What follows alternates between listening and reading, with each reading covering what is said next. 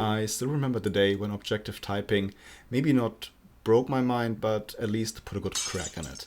I was typing Mark Zuckerberg for the Celebrity Weekly OPS typing class, and I was listening to an interview between him and the author of Sapiens, Yuval Noah Harari. And they talked about the dangers of AI, and they were going back and forth in a weird way, and moving in circles without going anywhere. Mark tried to bring the conversation constantly back to values. So it's not about like the AI or the dangers of it, which was the thing that Yuval constantly brought up and highlighted, that he was afraid of the new possibilities that AI and data allowed and the control that it allowed. And Mark was just, yeah, that's okay, fine, but as long as people who have the right values build these things, it will be fine. Everything was about the values for Yuval. Everything was about the new information, the technology, and the control that it might make possible. And they were just going round and round, talking past each other. And at some point, I just couldn't even listen to the conversation anymore because I just saw these patterns. I could predict every answer. It was the same again and again. They were really trapped in this pattern and they didn't know about it. They were so serious about the things they tried to say, and they were not listening to each other or seeing their patterns. They were completely identified with that. And it really, broke my mind. And it is also important to note that Mark Zuckerberg was the first person that I got exactly right, all the way to the 512. And it really made me wonder, so what are humans actually? Like, they were making these arguments and they were not really aware what they were saying, or at least they didn't know what was driving them underneath. It was completely unconscious and they didn't know how much they were driven by emotions and fear. And this made me wonder, so who am I? What does this mean about me? What does this mean about Holly, who I didn't know at the time? It really showed me the power of OPS and these personality types that really give us a better understanding of like who we are and how our minds work and how they distort reality and how we identify with it to a degree that is actually quite dangerous. So the problem with a lot of other personality systems is that they're kind of designed to be fast, fun, and easy. So if you think of like 16 personalities, right? So you go online, you type in 16 personalities, you get this fun questionnaire, it takes you maybe like 10 to 15 minutes. It's just a full self-report. So you're only thinking about yourself from your perspective, like how you think you come across. And some of the questions are really ridiculous, like, on the introversion, extroversion, do you like to go to parties? Yes or no? And you have like a spectrum. And of course, most people would be like, no, I don't like going to parties. And so they put themselves as an introvert. And of course, there's a lot of factors that go into that, right? Like, age would make a big difference as to whether you go to parties or not. So I guess what we're getting at is that a lot of these personality systems are not accurate. You're just getting self-reports. You're getting your own personal bias of yourself. And you're not getting any kind of external reference point. Exactly, and for that reason, they can't possibly be scientific in any way. Yeah. The other thing that these tests completely disregard is the split of the mind in a conscious part and an unconscious part underneath. We don't actually know ourselves, so we constantly are in our heads, and we are the only one who are in our heads. But that doesn't mean that by thinking about ourselves that we fully really understand ourselves, because so much of our behavior and what we do, and especially why we do it, is unconsciously emotionally driven. So we're actually not the best person to give us an assessment about our personality. In objective personality, we're really trying to do something that's different from what all the other personality systems are trying to do. The main goal is to align ourselves more closely with objective reality. And in order to be able to do that, we really need to have an external reference point that is baked into the system and baked into how we type. But the goal, I would say in my opinion, for all of that is that we essentially create peace and a sense of calm and control within ourselves, because we know we're close aligned with reality. We're not just blindly listening to these unconscious drivers underneath. We actually understand them. We know where they're coming from. And in this way, we are able to act way more effectively and have a sense of peace and calm in our lives. What does this mean for our typing process? In the objective typing process, we have at least two operators. And what we're trying to do is to guess each other's guess for the person we're typing. And in this way, we're creating an external reference point, which is the other operator. Yeah. And we're actually making predictions based on falsifiable statements. And then we're trying to be consistent over time. So it's really about tracking your results, having the statistics, and essentially having a good batting average.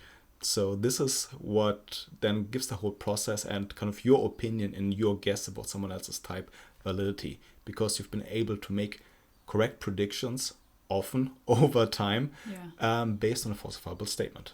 We're actually externally tracking someone's internal experience.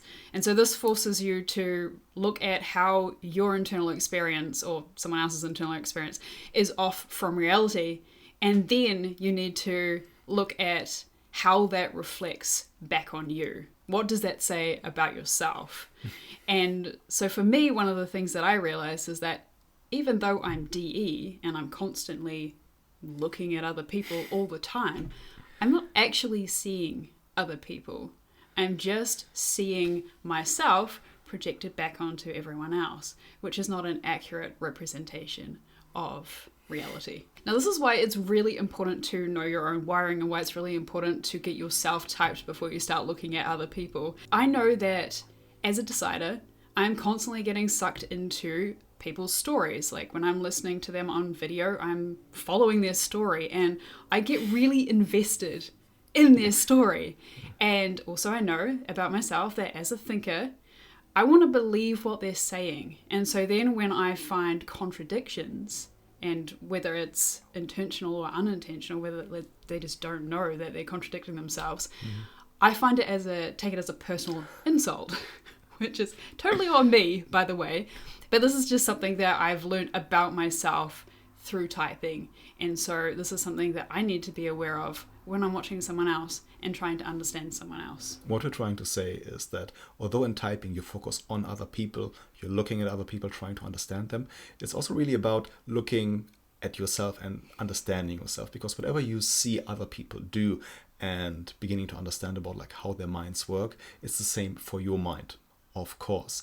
And this leads to realizations about yourself that can actually be quite shocking and even frightening, to be honest. And it forces you to let go of beliefs that are simply wrong, that are not aligned with reality. And this can be a really like a long process, but also like a very painful process, because you're simply not who you think you are. It's a process of ego death that also, in my opinion, in my experience at least, doesn't come like suddenly, but it's just something that gets chiseled away at over time. So we're kind of every week dying a little bit more, but we're letting go of beliefs that aren't really us. Objective typing can be one of many goals that you can have.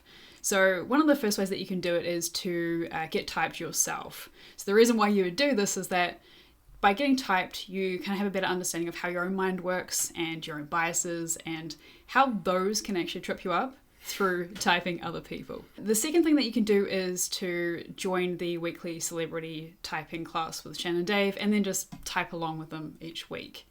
So this way you'll get sort of weekly feedback on how you're doing and what your progress is. So the other way that you can do it as well is to get a typing partner. And so you type independently and then you kind of get together once you've both typed and then talk out what parts you agree on, what parts you disagree on. And this is actually how Shannon and Dave started typing in the beginning, and they still do it now. But the best way is to do both. So join the class and type with Shannon and Dave, but also get your own typing partner. Because again, the point of all of this is that you need to have an external reference point in order to do something scientific and actually align with outside reality. This is why you need to have a typing partner in the form of another person or in the form of Shannon and Dave. You can't just bypass that. And then the goal is to align with your typing partner over time, again and again, and just really track your statistics. So have your spreadsheets, analyze them, see where you're doing well, where you're doing not so well, and try to align and make good guesses over time and improve. So this is why it's really important to know your triggers, because if you are sitting there watching someone and they say something that upsets you, that gets you in a bad state, and you start feeling judgmental towards them and you start thinking that what they've said is really stupid, anything beyond that point is going to be tainted with your negative state. So you need to go away, you need to sort that out, and then you need to come back before you can carry on typing. But now I've been practicing typing for a bit more than 3 years. And one lesson that I really had to learn is to give it time. Like most people won't pick this up quickly for whatever reason. So really, if you start this is going to be a long-term journey. You have to give it time. And the key is that you know and kind of understand your own mind, and that you have to let go of certain beliefs around like who you are, how your mind works, and who other people are. So this like ego death is part of this process that takes a lot of time. And even if it's just metaphorically, unfortunately, dying is painful, but there's real peace on the other side.